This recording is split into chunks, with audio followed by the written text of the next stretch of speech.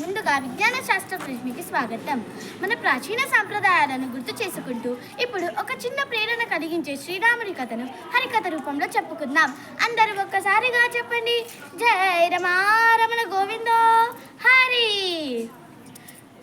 శ్రీరామ రామ రామేతి రమే రామే మనోరమే సహస్రనామ తత్తుల్యం రామనామ వరానమే. శ్రీ సీతాలక్ష్మణ హనుమాన్ సమేత రామచంద్రమూర్తికి జై. మనిషికి మనోనిగ్రహం అవసరం. చలించని మనోనిగ్రహం మనిషికి ఎంత అవసరమో మన పురాణాల్లో ఎంతో స్పష్టంగా చెప్పబడింది. ఇక కథను మొదలు పెడదాం. అందరూ ఒక్కసారిగా చెప్పండి, జై రమారమణ గోవిందో హరి.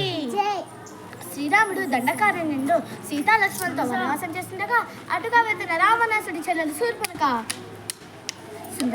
రాముని చూడగా మనోనిగ్రహం కోల్పోయే సోసులకించి హొయ్యలు కురిపించి రాముని భర్తగా కోరే.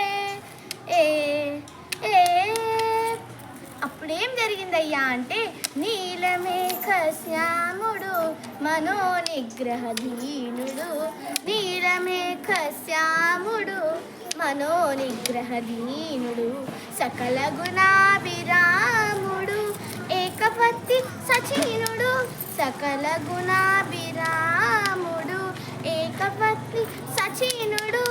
ముందు జరగబో దుష్కర్మను శూర్పణఖతో వాదించి శ్రీరాముడు సీత చెంతకు వెళ్ళాను.